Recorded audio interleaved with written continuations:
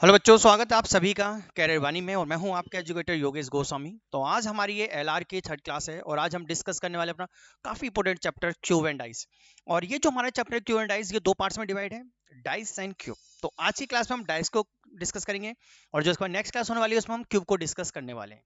तो आज हम डाइस के देखेंगे कि डाइस के क्वेश्चन किस तरीके से एग्जाम में आते हैं, कौन कौन से क्वेश्चन आपसे पूछे जाएंगे और किस तरीके से आपको उनको विद इन सेकेंड अटेम्प्ट करना है।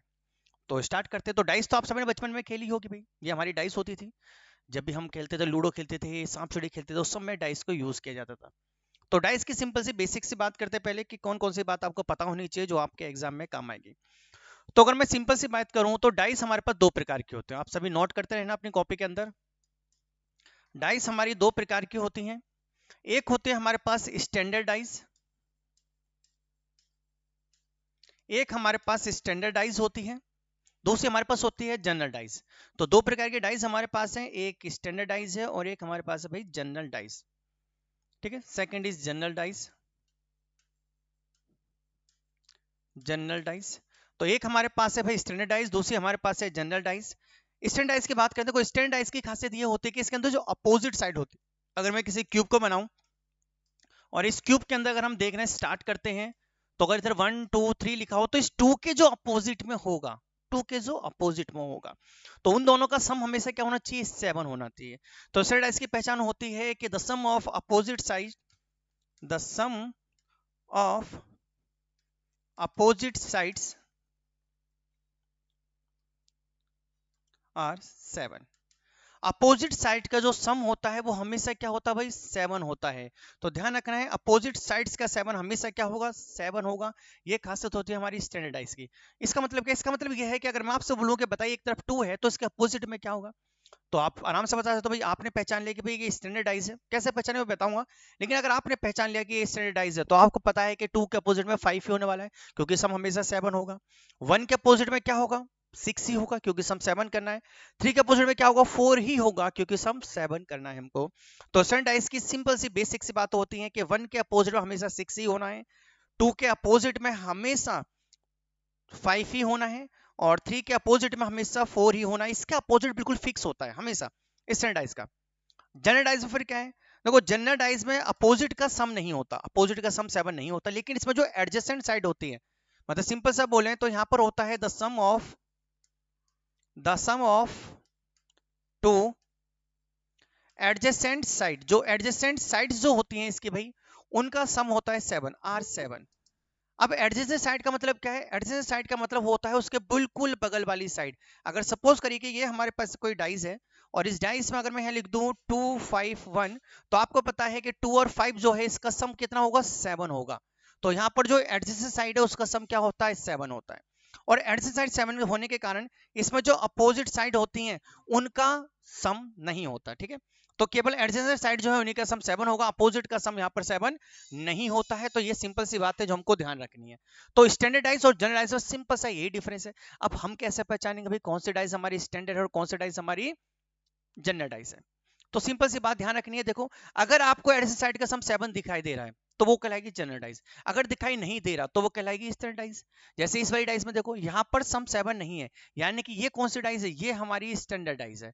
और अगर एक बार हमको पता चलेगा कि भाई डाइज हमारी स्टैंडर्ड है तो हमारा काम तो बहुत ईजी हो जाता है, क्योंकि हमको पता चल जाता है कि उसके अपोजिट का सम क्या होने वाला है, 7।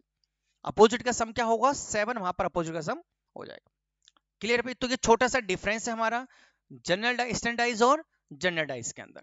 तो स्टैंडर्डाइज के अंदर सम हमेशा 7 होता है, लेकिन जनरलाइज में केवल एडजेसेंट साइड जो होती हैं वही 7 होते हैं, उनका सम, अपोजिट का सम 7 नहीं होता। क्लियर है भाई?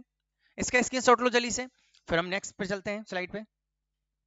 तो यहां से बस हमने इतनी सी बात समझी है कि भाई स्टैंडर्डाइज क्या और जनरलाइज क्या है। अब कुछ क्वेश्चन करते हैं, उस क्वेश्चन पे आपको एग्जाम में सबसे पहला जो टाइप्स में आता है उसमें क्वेश्चन किस तरीके से पूछते हैं उनको हम डिस्कस करेंगे। हो गया भाई? चलिए अब आगे समझते हैं क्वेश्चन कैसे आते हैं। यहां से जो क्वेश्चन है ना, ये केवल आपको क्वेश्चन कब आएगा, देखिए ध्यान रखना है कि टाइप हमारा फर्स्ट है तो टाइप डाल के आप लिख लेना।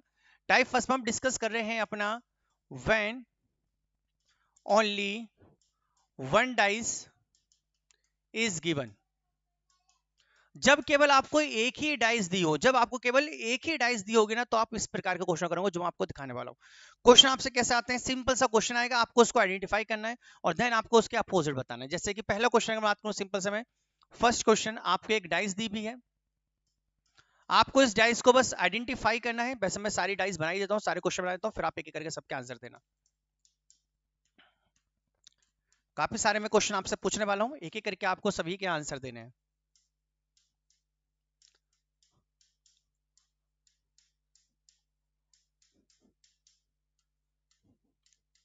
चलिए 6 क्वेश्चन ले लेते हैं और इन 6 क्वेश्चन के फिर हम आंसर करना सॉल्व करते हैं। पहले आपको मैंने यहाँ पर दिया हुआ है 2, 3 एंड 4। दूसरे डाइस में आपको दिया है मैंने 2, 3 एंड 5 एंड देन आपको दिया है मैंने 1, 2 एंड 3 और 4 डाइस में मैंने आपको दिया हुआ है 3, 2, 6, 2, 3, 1 और यहाँ पर आपको मैंने दिया हुआ है 6, 4, 5।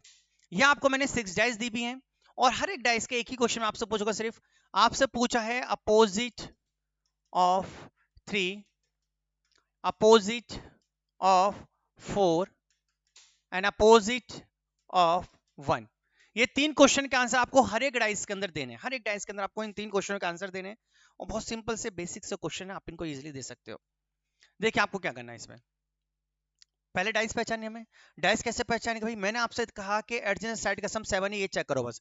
मैंने चेक करा कि यहाँ पर एडजेसेंट साइड का सम 7 है, अगर 7 है तो मुझे पता चलेगा कि भाई मेरे पास ये कैसे डाइस है, ये मेरे पास है जनरल डाइस। पहचान लिया हमने। हम दूसरे डाइस पे गए, यहाँ पर देखा मैंने एडजेसेंट साइड का सम 7 आपको दिख गया, यानी कि ये भी कैसी डाइस है भाई हमारी, ये भी हमारे पास जनरल डाइस है, इजिली आइडेंटिफाई कर सकते हैं हम। देन थर्ड क्वेश्चन मैंने देखा कि यहाँ पर इस बार 7 नहीं है, अगर 7 नहीं है तो मुझे पता है भाई फिर ये कौन सी डाइस है, ये हमारी हो गई स्टैंडर्डाइज। ये कौन सी डाइस होगी हमारी, स्टैंडर्डाइज होगी। क्वेश्चन नंबर 4, क्या सम 7 है, नहीं। सम 7 नहीं है तो ये भी कैसे डाइस होगी भाई हमारी, स्टैंडर्डाइज हो चुकी है, ये भी स्टैंडर्डाइज है। फिफ्थ क्वेश्चन पहचानिए, क्या एडजेसेंट साइड का सम 7 है, नो। तो इस पे क्या है, ये भी हमारी स्टैंडर्डाइज है। क्लियर हो गया कैसे पहचान सकते हैं हम कौन सी स्टैंडर्डाइज है कौन सी जनरलाइज है, इजीली पहचान सकते हैं हम। जैसे मुझे इसको पहचानना है तो भाई ये भी मेरी क्या है, ये भी मेरी स्टैंडर्डाइज है, तो ये इसका सम भी एडजेसेंट का सम से, ये तो हमने पहचान लिया। अब अपोजिट का आंसर देते हैं। पहले स्टैंडर्ड की बात करते हैं भाई। देखो अगर स्टैंडर्ड की बात करें, ये स्टैंडर्ड है और मेरे से अपोजिट पूछा है, तो मुझसे पूछा गया 3 का अपोजिट। मुझे पता है भाई इस डाइस में हमेशा 3 का अपोजिट 4 ही होगा, फिर पूछा है 4 का अपोजिट 3 ही होगा, देन पूछा है 1 का अपोजिट हमेशा 6 होगा। क्यों, क्योंकि स्टैंडर्ड डाइस के अंदर अपोजिट का सम हमेशा क्या होता है, 7 होता है। इजीली आंसर दे सकता हूं मैं, इजीली, कुछ नहीं करना इसके अंदर। जैसे इसमें बताइए, देखो इसके अंदर डाइस में देखता हूं तो मुझे पता है 3 का अपोजिट कौन होगा भाई, 3 का अपोजिट 4 ही होगा, 4 का अपोजिट 3 होगा, 1 का अपोजिट 6 ही होगा। फिक्स है सब में, सब डाइस का आंसर सेम ही होगा ये। जैसे अगर मैं यहाँ पर सपोज करो इसमें चेंज करता हूँ, थोड़ा सा आपसे पूछो भाई 5 का अपोजिट क्या है, तो आपको पता आंसर कितना होगा, 2 ही होगा। इसमें पूछो भाई 6 का अपोजिट क्या आपको होगा, सर 1 ही होगा। 3 का अपोजिट क्या आपको होगा, सर 4 ही होगा। पूछो 2 का अपोजिट क्या आपको होगा, 5 होगा। क्यों, क्योंकि आपको पता है भाई, आपको पता है कि स्टैंडर्डाइज के अंदर अपोजिट का सम हमेशा क्या होता है, 7 होता है, और आप इजिली इसका आंसर दे सकते हो। लेकिन दिक्कत आती है जनरलाइज में, क्योंकि जनरलाइज में हमें यह भी नहीं पता कि अपोजिट का सम क्या है, 7 है, हमें नहीं पता, बिल्कुल भी नहीं पता।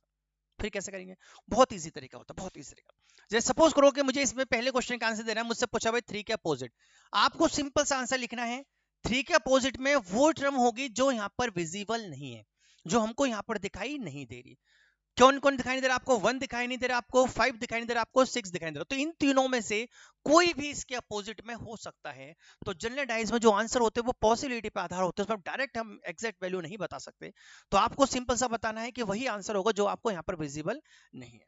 तो 3 की विजिबिलिटी में ना तो 1 आता है, ना ही 5 आता है, ना ही 6 आता है, यानी ये तीनों में से कोई भी इसके पीछे हो सकता है। क्लियर है। जैसे सेम यही आंसर अगर मैं इसमें देता हूं, इस क्वेश्चन का आंसर दूं, अगर मैं आपसे पूछूं कि बताइए भाई 2 के अपोजिट में क्या होगा, तो आप बोलोगे सर जो मुझे यहाँ दिखाई नहीं दे रहा ना, जो मुझे दिखाई नहीं दे रहा वही मेरा आंसर होगा। अब मुझे क्या दिखाई नहीं दे रहा, तो आप बोलोगे भाई सिंपल सी बात है भाई, मुझे यहाँ पर 1 दिखाई नहीं दे रहा है, 4 दिखाई नहीं दे रहा है और 6 दिखाई नहीं दे रहा है, यानी कि 2 के अपोजिट में 1, 4, 6 ही होगा। और ये सिर्फ 2 के अपोजिट में नहीं, अगर आपसे पूछता 5 के अपोजिट तब भी आंसर यही होगा, आपसे पूछता 3 के अपोजिट तब भी आंसर यही होगा, क्योंकि हम एग्जैक्ट नहीं कह सकते कि इसके अपोजिट में क्या है। क्लियर हो गया जनरलाइज का आंसर कैसे देते हैं। तो बाकी तो क्वेश्चन क्लियर ही है हमारे सब पास, ठीक है। जनरलाइज के थोड़ा और देखते हैं कि जनरल, इधर को स्टैंडर्ड तो क्लियर है, स्टैंडर्ड में तो आपको बस क्या करना है, आपको सब स्टैंडर्डाइज को पहचाना, एक बार आपने आइडेंटिफाई कर ली तो आपको पता है कि अपोजिट का सम 7 ही होगा, क्वेश्चन खत्म हो जाता है, वहां समस्या नहीं है। समस्या आती है जनरलाइज में, क्योंकि जनरलाइज के जो आंसर होते हैं ना वो ज्यादातर ऑप्शन के अकॉर्डिंग दिए जाते हैं। समझते हैं क्वेश्चन से। एक क्वेश्चन आपकी स्क्रीन पे यहाँ पर दिया हुआ है, ये रहा क्वेश्चन, आप इसको ध्यान से देखिए, पहले इसको पहचानते हैं, देखते हैं भी कौन सा डाइस है, और फिर आपको मैंने यहाँ पर 4 प्रकार के ऑप्शन दिए हुए हैं और एक एक करके हम ऑप्शन को उड़ाएंगे। एक ही क्वेश्चन के 4 ऑप्शन है, ठीक है, उसको देखना है। डाइस हमने पहचानी भाई, मैंने देखा कि ये कौन सी डाइस भाई, ये मेरी जनरल डाइस है, क्योंकि अपोजिट का सम 7 मुझे मिल चुका है, एडजस्ट साइड का सम 7 है, सॉरी। तो ये हमारे पास कैसी डाइस हो चुकी है, जनरल डाइस है। अब जनरल डाइस है, मुझसे पूछा बताइए भाई 3 के अपोजिट में कौन है, 3 के अपोजिट में कौन है। अगर मैं जनरली बताऊं तो मैं कह सकता हूं भाई 3 के अपोजिट में वो है जो यहाँ विजिबल नहीं है, यानी कि 1 हो सकता है, 2 हो सकता है और 6 हो सकता है। इन तीनों में से तो कोई हो सकता है। अब ये आंसर हमें ऑप्शन के अकॉर्डिंग देना है। जैसे पहला ऑप्शन देखिए, आपको फर्स्ट टाइम मैंने जो ऑप्शन दिए हुए हैं, यहाँ पर मैंने आपसे बोला है कि 4 या 5 हो सकता है, 1 या 2 हो सकता है, 2 या 4, 5 या 6।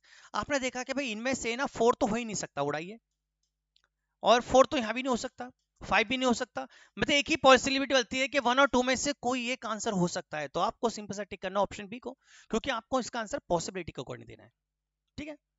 नेक्स्ट ऑप्शन पे आते हैं। नेक्स्ट ऑप्शन के अकॉर्डिंग आंसर सी होना चाहिए था, क्योंकि देखो 1 भी है, 2 भी है, लेकिन हाईएस्ट पॉसिबिलिटी है। लेकिन अगर कभी भी ऑप्शन में, जनरल डाइस के ऑप्शन में अगर कभी भी CND लिखा होगा, CND का मतलब होता है कैन नॉट बी डिटरमाइन, हम वैल्यू को एग्जैक्ट डिटरमाइन नहीं कर सकते। और सही तो बात है, हम डिटरमाइन कर ही का पा रहे हैं, मुझे पता ही नहीं कि इसका अपोजिट 1 है, 2 है, 6 है, क्या है, मुझे एग्जैक्ट नहीं पता। तो फिर हम ऐसे केस में ऑप्शन किसको टिक करते हैं, हम ऑप्शन टिक करते हैं CND को। क्लियर हो गया, किस चीज को टिक करना है आपको, CND को आपको टिक करना होता है, तो आपका आंसर होगा वहां पर CND, हमेशा CND होगा, हमेशा। जैसे नेक्स्ट क्वेश्चन देखिए भाई, नेक्स्ट क्वेश्चन क्या कर दूंगी, हाईएस्ट पॉसिबल आंसर मेरा सी होना चाहिए था, लेकिन अगर ऑप्शन में आपको मिल गया CND, तो आपको हमेशा किसको टिक करना है, CND को देना है। यानी कि जब भी जनरल डाइस से रिलेटेड क्वेश्चन आएगा तो आपको अपना आंसर जो है वो पॉसिबिलिटी के आधार पर देना है, और अगर ऑप्शन में CND आपका आंसर है तो का आंसर क्या होगा, CND आंसर होगा। क्लियर है। लास्ट ऑप्शन देखिए, लास्ट ऑप्शन में से क्या आंसर होगा भाई, 3 का अपोजिट में 3 तो खुद हो ही नहीं सकता है, 4 भी नहीं हो सकता, 5 भी नहीं हो सकता, क्या आंसर होगा, 2 ही होगा। तो आंसर टिक कर दिया हमने डी। क्लियर है, इजीली क्वेश्चन है, आराम से इसको टिक करना है। तो अब हम सीख चुके हैं कि जनरल डाइस और स्टैंडर्ड डाइस को कैसे आइडेंटिफाई किया जाता है।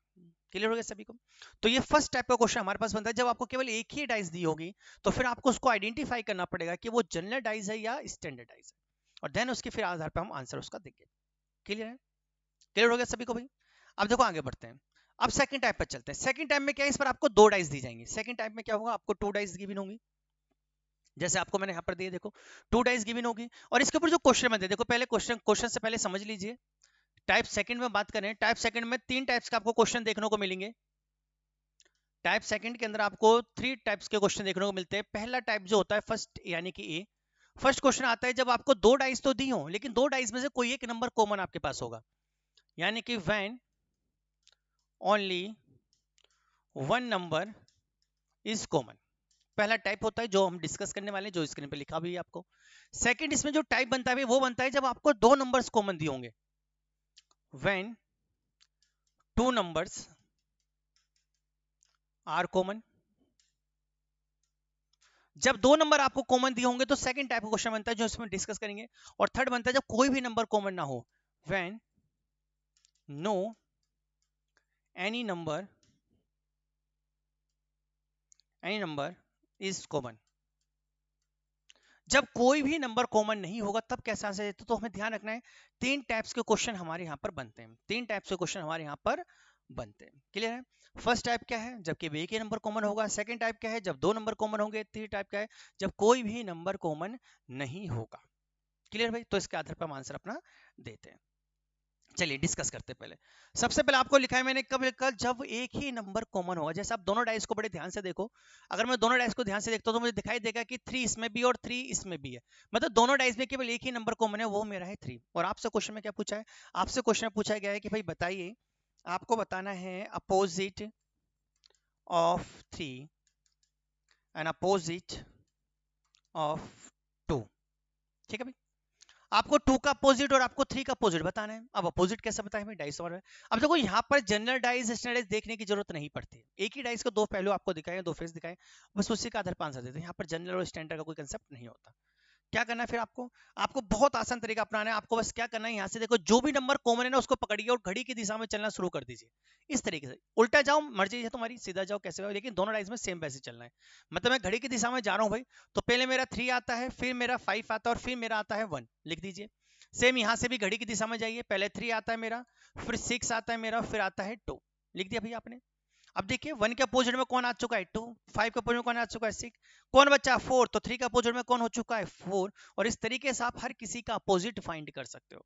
अब आप क्वेश्चन का आंसर दीजिए भाई, क्वेश्चन आपसे पूछा गया था, क्वेश्चन आपसे पूछा था बताइए 3 के अपोजिट में क्या है, तो आप सीधा आंसर लिख दोगे सर 3 के अपोजिट में 4 है। मैंने आपसे पूछा 2 के अपोजिट में क्या है, आंसर दे दोगे, आंसर 1 होगा। क्लियर है, तो इजीली से आंसर दे सकते हैं। करना बस इतना सही है कि जो दोनों के अंदर कॉमन होगा, जो दोनों में कॉमन होगा, आपको उसको पकड़ के घड़ी की दिशा में चल जाना है, घड़ी की दिशा में आपको चले जाना है। क्लियर हो गया क्या करना है? नेक्स्ट क्वेश्चन पे चलें। चलिए भाई नेक्स्ट क्वेश्चन हमारे पास है। क्वेश्चन बहुत सिंपल सा है, देखो क्वेश्चन बहुत बेसिक सा है। आपको इसमें आंसर क्या बताना है, आपको आंसर बताना है, आपसे पूछा गया है कि भाई opposite of P and opposite of Q. P और क्यू के अपोजिट बताना है कौन सा नंबर है। अब मुझे जल्दबाजी नहीं करनी है, मुझे पता है भाई, मैंने देखा सबसे पहले पहचानूंगा मैं इसको, तो मैंने इसके अंदर पहचाना कि भाई इन दोनों डाइस के अंदर केवल एक ही नंबर कॉमन है, वो है क्यू। केवल एक ही नंबर कॉमन है, वो कौन है, हमारा क्यू है। ठीक है भाई, एक ही नंबर कॉमन है क्यू। आपको क्या करना है भाई, क्यू को पकड़ के घड़ी की दिशा में चले जाना है, क्यू को पकड़ के घड़ी की दिशा में आपको चले जाना है, घूम जाना है, बस इतना सा काम आपको करना है। तो इतना सा काम हम करेंगे तो हमारे पास आएगा देखो क्यू पी ओ, और इधर से चलेंगे तो क्यू आर एम। चलेगा भाई। अब अपोजिट देखिए भाई, ओ के अपोजिट में एम है, पी के अपोजिट में आर है, और जो यहां से बच्चा वो इसके अपोजिट में हो जाएगा, तो इसके अपोजिट में कौन हो चुका है भाई, पी को हो सकेगा। कोई नंबर हमें दिया हुआ है, नंबर नहीं दिया है तो हो सकता है एस हो, कुछ भी हो, जो छठा नंबर होगा वो होगा। जरूरत नहीं है हमको, यहाँ से पूछा ही नहीं है, पूछा है क्यों के अपोजिट में तो हम इसी को बता देंगे, फिर ऑप्शन को देख लेंगे। तो एस इसके अपोजिट में हो चुका है और पी के अपोजिट में कौन है भाई, आर है। तो आप सिंपल सा अपना आंसर दे सकते हो। क्लियर हो गया कैसे आंसर देना है, तो इनको साफ साफ लिख लेते हैं। तो हमें सिंपल सा पता चल चुका है, इसके अपोजिट में आर है और इसके अपोजिट में कौन होगा, हमारा एस होगा, और आप आंसर इजीली दे सकते हो। बस इतना सा काम आपको इसमें करना है। क्लियर है भाई सभी को, आगे बढ़े। नेक्स्ट क्वेश्चन देखिए। अब आप बताओ जल्दी से, आपसे मैं क्वेश्चन पूछता हूं, बताइए भाई अपोजिट ऑफ 6 आपको बताना है, अपोजिट ऑफ 6, 6 के अपोजिट में कौन है, जल्दी से आंसर बताइए। आप मैसेज टाइप करके भी आंसर बता सकते हो और बोल कर भी आंसर बता सकते हो। तो जल्दी से बताइए भाई कि 6 के अपोजिट में कौन है।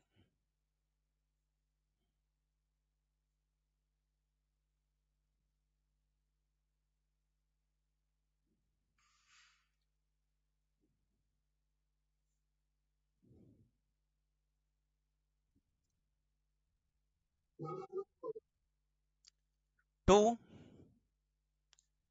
चलिए देखते हैं। सबसे पहले हमको देखना है दोनों में कॉमन नंबर, दोनों में कॉमन नंबर हमारा 3 है, 3 से घड़ी की दिशा में जाएंगे, 3 1 2, घड़ी की दिशा में जाएंगे 3 6 4। 2 का अपोजिट हमें पता है 4 है, 1 का अपोजिट पता है हमको 6, और 3 का अपोजिट कौन होगा, जो बचा है इसमें से 5। तो हमें पूछा है 6 का अपोजिट, तो आंसर क्या होगा 1 होगा, यानी कि 6 का अपोजिट में कौन है भाई, 6 के अपोजिट में है हमारा 1। क्लियर है, सिंपल सा आंसर है। ये कब करना है, जब केवल एक ही नंबर आपको कॉमन दिया होगा। Second question, when two numbers are common, जब दो नंबर कॉमन होंगे। सेकंड क्वेश्चन हमारे पास है व्हेन टू नंबर्स कॉमन। देखो दो नंबर कॉमन है, ध्यान से देखिए इसके अंदर, अगर आप ध्यान से देखो तो यहाँ पर आपको दो नंबर कॉमन नजर आएंगे, एक इधर 2 एंड 5 और इधर भी है 2 एंड 5। और जब भी दो नंबर कॉमन होते हैं तो जो बच गया वो एक दूसरे के अपोजिट हो जाता है, यानी कि 1 के अपोजिट में हमेशा कौन होगा, 3 होगा। यानी कि आप ऐसे केस में आराम से आप अपोजिट फाइंड कर सकते हो, तो 1 का अपोजिट 3 होगा। अब क्वेश्चन देखते हैं, पूछे हमसे 1 का अपोजिट क्या, तो आप डायरेक्ट आंसर बताइए भाई 1 का अपोजिट कौन है, 3। आपसे पूछा 5 का अपोजिट, देखो 5 का अपोजिट नहीं बता सकता हम केवल यहां से एक ही अपोजिट फाइंड कर सकते हैं, केवल एक ही अपोजिट के 1 का अपोजिट में कौन है। हम यहाँ से ये फाइंड नहीं कर सकते कि 5 का अपोजिट कौन है, तो फिर ऐसे केस में हम किसको आंसर देते हैं, बिल्कुल सही, हम उसको आंसर देते हैं जो हाईएस्ट पॉसिबिलिटी हो, जिनको दिखाई नहीं दे रहा। जैसे यहाँ पर कौन दिखाई नहीं दे रहा भाई हमें, तो यहाँ पर हमको देखो दोनों केस में जाए तो 2 3 1 हमें दिखाई दे रहा है, केवल दो केस छुपे हुए हैं 4 एंड 6, यानी कि 5 का अपोजिट में या तो 4 होगा या 6 होगा, तो यहाँ पर आंसर देते हैं हम हाईएस्ट पॉसिबिलिटी से। जैसे जनरलाइज में देते थे वैसे आंसर यहाँ पर दिया जाता है, लेकिन एक केस हमारे पास फिक्स है, हम पहचान सकते हैं कि भाई किसका अपोजिट में क्या है। क्लियर। नेक्स्ट क्वेश्चन देखते हैं। देखिए यहाँ पर क्वेश्चन सिंपल सा है कि आपको देखना है कितने नंबर कॉमन है। तो मैंने यहाँ पर देखा भाई, यहाँ पर मेरे पास आ रहा है क्या कॉमन है भाई, ए और एफ, और यहाँ भी कौन कॉमन है, ए और एफ, यानी कि मुझे पता चल गया भाई बी के अपोजिट में मेरा आंसर ई होने वाला है, बी का अपोजिट है ई। तो ई का अपोजिट पूछा है तो आंसर बी लिख देंगे भाई। एफ का अपोजिट पूछा है तो नहीं पता, मुझे नहीं पता कौन है, लेकिन हाँ इतना पता है कि जो विजिबल नहीं है वही आंसर होगा। तो विजिबल कौन नहीं है पूरी एबीसीडी के अंदर से, यहाँ पर सी विजिबल नहीं और डी विजिबल नहीं है, यानी कि हम कह सकते हैं कि एफ के अपोजिट में होगा सी या डी में से कोई एक। क्लियर है इतनी सी बात? कर सकते हैं इसलिए हम आगे चलते हैं। अब देखो ऐसे क्वेश्चन भी आते हैं, यहाँ पर दो नंबर आपके पास कॉमन होते हैं और ऑप्शन भी बॉक्स बना के मतलब डाइस बना के आपसे पूछाते हैं, तो इसका आंसर जो है हम एक स्पेशल स्टेटमेंट है जिसके आधार पर हम इसका आंसर देते हैं। पहले इसको कॉमन समझ लेते हैं कि अपोजिट क्या है। पहली बात तो मुझे यहाँ से क्लियर है कि भाई यहाँ पर ए एफ और ए एफ दोनों में कॉमन है, यानी कि बी का अपोजिट कौन आ चुका है भाई? बी का अपोजिट यहाँ पर हमारा डी है। बी का अपोजिट में कौन है भाई? डी है। ये तो क्लियर हो चुका है बी का अपोजिट कौन है। अब इस डाइस में कैसे पहचाना भाई कौन सी डाइस सही है कौन सी डाइस गलत है? तो बहुत आसान तरीका है, आपको एक स्टेटमेंट में दे रहा हूँ, वो आपको बस ध्यान रखना है। स्टेटमेंट सिंपल सा है कि opposite numbers neither be height and nor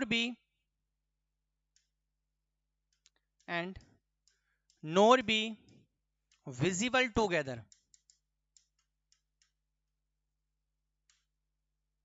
simple सा स्टेटमेंट है कि जो भी अपोजिट साइड होंगे ना तो हम उनके एक साथ छुपा सकते हैं और ना ही उनको हम एक साथ दिखा सकते हैं। मतलब जितने भी ऑप्शन दिए होंगे उन ऑप्शन में से अपोजिट जो दिए हुए हमारे उसमें से एक ना एक तो दिखाई देना चाहिए। ना ही तो दोनों एक साथ दिखाई दे सकते हैं और ना ही दोनों एक साथ गायब उसमें से होने वाले हैं। जैसे अगर मैं इस ऑप्शन में देखूं, देखो पहले मुझे पता है बी अपोजिट डी है, मैंने ऑप्शन में गए और बी और डी दोनों एक साथ दिखा दिया, और हमारा स्टेटमेंट कहता है कि आप दोनों को एक साथ नहीं दिखा सकते भाई, एक साथ तो दिखाई नहीं सकते। हमने सेकंड ऑप्शन में देखा, सेकंड ऑप्शन में एक दिया हुआ है, मतलब ये आंसर मेरा हो सकता है, बिल्कुल एक ऑप्शन तो है हमारे पास।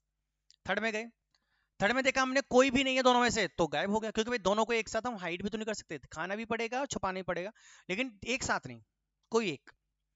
इसमें भी दोनों नहीं दिखाए गए तो ये भी आंसर गलत, तो आंसर क्या हो गया हमारा? B option is the right answer. तो आपको बस स्टेटमेंट ध्यान रखना और आराम से आप कोई भी डाइस को छांट सकते हो। क्लियर है? इतना सा काम आपको करना है। नेक्स्ट क्वेश्चन देखते हैं भाई। नेक्स्ट क्वेश्चन हमारे पास है 1 2 एंड 5 एंड 3 2 एंड 5। तो मैंने देखा भाई मुझे पता है इन दोनों में से दो नंबर्स कॉमन है मेरे, यानी कि 1 का अपोजिट हो गया 3। 1 का अपोजिट क्या हो चुका है भाई? 3 हो चुका है 1 के अपोजिट में। 1 का अपोजिट क्या हो चुका है? 3 हमारा हो चुका है। क्लियर है इतनी इस बात? आपको पहचानना भाई सही डाइस कौन सी है। तो मैंने कहा कि अपोजिट ना ही तो एक साथ हाइड कर सकते हो आप, ना ही उसको एक साथ विजिबल कर सकते हो, मतलब उनमें से कोई एक तो आपको दिखाना पड़ेगा, कोई एक तो दिखाना पड़ेगा। ठीक है भाई, देखते हैं। ऑप्शन देखा 1 और 3 एक साथ हैं, गलत हो गया, एक साथ तो दिखा नहीं सकते। ऑप्शन के दोनों में से कोई भी नहीं है, गलत हो गया। तो ऑप्शन सी में देखा भाई एक तो है, एक तो है, यानी कि ऑप्शन सी ही इज द राइट आंसर। एक होना पड़ेगा, दोनों को ना ही तो एक साथ हम दिखाएंगे, दोनों को ना ही हम एक साथ छुपाएंगे, कम से कम एक तो आपको दिखाना पड़ेगा। क्लियर है कैसा आंसर देना है? तो ये हमारे दो डाइस के होते हैं। कुछ क्वेश्चन ऐसे भी आते हैं आपके पास, देखिए क्वेश्चन क्या है, आपको दो डाइस दी हुई हैं और आपसे इस डाइस से पूछा है कि इस क्वेश्चन मार्क वाले स्पेस पे क्या होगा। तो पहले सबसे पहला काम यही है कि आप इसमें अपोजिट फाइंड करिए। अगर मैं दोनों में देखता हूं तो भाई देखो ई और एफ हमको यहां भी नजर आ रहा है, ई एफ यहां भी नजर आ रहा है, यानी कि ए के अपोजिट में कौन आ चुका है भाई? ए का अपोजिट हो चुका है जी। और अगर ए का अपोजिट जी है तो मुझे पता है यहाँ जी देखो पहले से लिखा हुआ है, तो इन दोनों ऑप्शन में ए नहीं हो सकता, क्योंकि हमारा स्टेटमेंट क्लियरली बात करता है कि दो अपोजिट को हम एक साथ विजिबल नहीं कर सकते। मतलब यहाँ पर जो ऑप्शन है इनमें से ए नहीं आएगा। तो ऑप्शन पे गए, तीन ऑप्शन ऐसे हैं जिसमें तीनों में ही ए आंसर दिया हुआ है, मतलब जहां पर ए नहीं है वो हमारा करेक्ट आंसर होगा, क्योंकि ए तो हम लिख ही नहीं सकते ना, नहीं तो दोनों अपोजिट विजिबल हो जाएंगे और दोनों अपोजिट विजिबल हो गए तो आंसर हमारा गलत हो जाएगा। क्लियर हो गया? अब जैसे इस क्वेश्चन को देखें, यहाँ पर इस बार आपको परसेंटेज दिया हुआ और आपसे पूछा है क्वेश्चन मार्क वाला, इस पे बताइए क्या होगा। मतलब इस क्वेश्चन मार्क में इन दोनों में से क्या आने वाला है, ये आपसे पूछा गया है। आपको सिंपल सा पता है क्या आपको करना है। पहले अपोजिट फाइंड करते हैं, तो इसमें से एट द रेट और कॉपीराइट, एट द रेट और कॉपीराइट कॉमन है, यानी कि डॉलर के अपोजिट में आ चुका है स्टार। डॉलर के अपोजिट में से मतलब दोनों को आप एक साथ ऑप्शन में देखो, यहाँ पर स्टार है, वो परसेंटेज है, मतलब इन दोनों में से एक ना एक तो यहाँ पर आने कंफर्म है, एक ना एक तो आएगा, एक दोनों एक साथ नहीं आ सकते और ना ही दोनों एक साथ छुपाए जा सकते हैं। और हमने पहला ऑप्शन देखा दोनों है ही नहीं, तो गलत, एक तो होना ही पड़ेगा। इसमें दोनों ही दिखा दिए गए, गलत है। केवल सी ऑप्शन ऐसा है जिसमें इन दोनों में से कोई एक आ चुका है हमारे पास, यानी कि सी इज द राइट आंसर, कि एक तरफ स्टार होगा और दूसरी तरफ क्या होगा हमारा हैशटैग होगा। क्लियर है कैसा आंसर देना है? तो सिंपल सा क्वेश्चन है, बेसिक आंसर आपको देना है। चलिए भाई अब नेक्स्ट क्वेश्चन पे चलते हैं। नेक्स्ट क्वेश्चन कैसा आता है, देखो नेक्स्ट टाइप हमारा इसका थर्ड था कि जब कोई भी नंबर कॉमन नहीं होगा। तो इसका सी पार्ट था when no any number is common. जब कोई भी नंबर कॉमन ना हो, जैसे सपोज करिए कि आपको हमने दो डाइस दिए हैं, एक डाइस मेरे पास है 1 2 3 और सेकंड डाइज मेरे पास है 4 5 एंड 6, 4 5 एंड 6, दो डाइस मुझे दी है भाई, 1 2 3 एंड 4 5 6। अगर दोनों डाइस में ध्यान से देखते तो कोई भी कॉमन नहीं है, और आपसे पूछ लगे बताइए भाई अपोजिट ऑफ 3 क्या होगा। देखो कोई फर्क नहीं पड़ता, ध्यान रखना इस डाइस के अपोजिट में ये होगा और इस डाइस के अपोजिट में ये होगा। तो आपको सिंपल सा केस में आंसर देना होता है जब कोई भी कॉमन नहीं होता है कि इनमें से किसी के भी अपोजिट पूछेगा तो आंसर होगा 4 6 या 5 में से कोई एक, और पूछेगा अगर उनमें से किसी का अपोजिट में तो आंसर होगा इनमें से कोई एक, फर्क नहीं पड़ता क्योंकि इन दोनों के अपोजिट में कोई ना कोई तो होगा। तो इसका अपोजिट में वो है जो दिखाई नहीं दे रहा, यही है ऐसे, इनके वो जो दिखाई नहीं दे रहा यानी कि यही ऑप्शन है। तो जब भी कोई भी नंबर कॉमन नहीं होगा तो सिंपल ध्यान रखना है इन सबके अपोजिट में ये सब होंगे और इन सबके अपोजिट में ये सब होगा, और आंसर देंगे हम हाईएस्ट पॉसिबिलिटी से। क्लियर है भाई कैसा आंसर देना है? तो ये क्वेश्चन हो गया हमारे पास जब कोई भी नंबर डाइस नहीं होगा, मतलब ये दो डाइस वाले जो है क्वेश्चन कंप्लीट होते हैं। अब नेक्स्ट क्वेश्चन जो हमारे पास आता है उसको देखते हैं। ओके पेज हमारे पास खत्म हो चुके हैं तो कुछ पेज इसमें ऐड कर लेते हैं।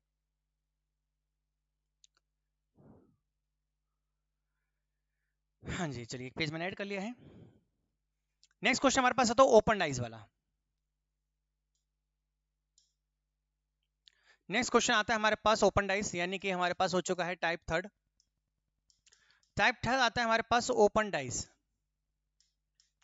आपको ओपन डाइस दी जाएगी और आपको उसको ओपन डाइस में आंसर देने हैं। आपको ओपन डाइस दी जाएगी उसमें ओपन डाइस में आपको क्या करने हैं आंसर देने हैं। तो मैं क्वेश्चन देता हूँ तीन और फिर देखते हैं किस तरीके से क्वेश्चन आते हैं।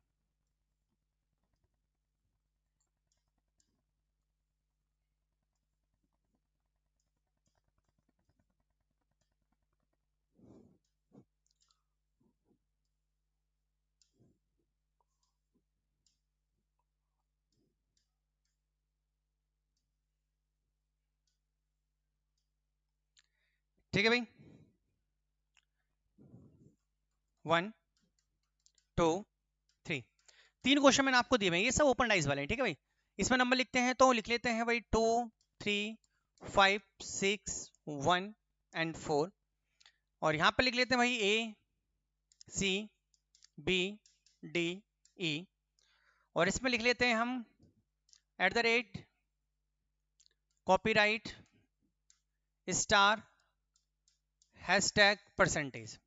इस टाइप से आपसे क्वेश्चन आते हैं और आपसे सिंपल सा पूछा गया, पहले में आपसे पूछा है बताइए भाई अपोजिट ऑफ 2 क्या होगा, तो उसमें आपसे पूछा है कि अपोजिट ऑफ ई क्या होगा, और थर्ड में आपसे पूछ लिया गया है मान लीजिए अपोजिट ऑफ परसेंटेज क्या होगा।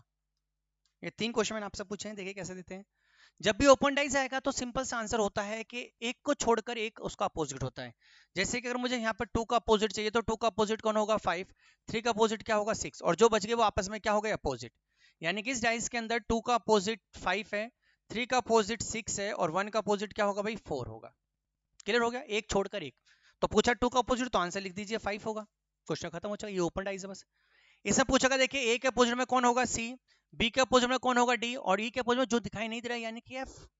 तो हमको यहां से पता चलेगा भाई ए के अपोजिट में सी होगा, बी के अपोजिट में डी होगा, और ई के अपोजिट में वो होगा जो दिखाई नहीं दे रहा है, यानी कि इसमें आंसर हो जाएगा हमारा एफ। क्लियर है, उसमें चलते हैं। डॉलर के अपोजिट में कॉपीराइट, @ के अपोजिट में स्टार, और हैशटैग के अपोजिट में कौन होगा परसेंटेज हमारा होगा। यानी कि सिंपल से ध्यान रखना है डॉलर के अपोजिट में होगा भाई मेरा कॉपीराइट, और @ के अपोजिट में होगा मेरा परसेंटेज, और क्या बचता है भाई सॉरी कौन होगा भाई इसके अपोजिट में होगा हमारा स्टार, और परसेंटेज के अपोजिट में हो जाएगा हमारा हैशटैग, तो आंसर होगा यहाँ पर हैशटैग। क्लियर है, तो इस तरीके से क्वेश्चन हमारे पास आते हैं, इन्हें बोलते हैं ओपन डाइस, और इनका आंसर हमको इस तरीके से देने होते हैं। तो ये पूरा चैप्टर था हमारा डाइस वाला। तो डाइस वाले में हमने सारी चीजें डिस्कस कर ली हैं कि किस तरीके से क्वेश्चन आते हैं, किस तरीके से हमें उनके आंसर को देना है। तो उम्मीद है कि आपको समझ में आ चुका होगा। ठीक है, तो ये सब हो चुका है। बाकी इसकी पीडीएफ इसी तरीके से आपको मिल जाएगी, बिल्कुल सेम ऐसी पीडीएफ मिल जाएगी। तो आराम से इसको रिवीजन करना। जो नेक्स्ट क्लास है उसका शेड्यूल आपको कल मिल जाएगा संडे में, कल आपको मैं पूरे वीक का शेड्यूल दे दूंगा, तो उसके हिसाब से टाइम पर प्रेजेंट हो जाना। क्लास बिल्कुल टाइम पर स्टार्ट हो जाती है। कभी कभी कोई टेक्निकल इशू है तो थोड़ी बहुत लेट होती है, नहीं तो क्लास हमारी टाइम पर स्टार्ट हो जाती है। तो उम्मीद करते हैं कि आपको ये अच्छा लगा होगा। नेक्स्ट क्लास में इसका जो क्यूब वाला पार्ट है उसको डिस्कस करेंगे हम। तो इसका पहला पार्ट हमारा कंप्लीट हो चुका है, छोटा सा था और अच्छा था, एग्जाम में इससे क्वेश्चन बहुत पूछे जाते हैं। चलिए तो आज के लिए इतना ही काफी है। नेक्स्ट क्लास का शेड्यूल आपको मिलेगा, उसके हिसाब से हम मिलेंगे नेक्स्ट वीक में। चलिए सभी को बाय, थैंक यू।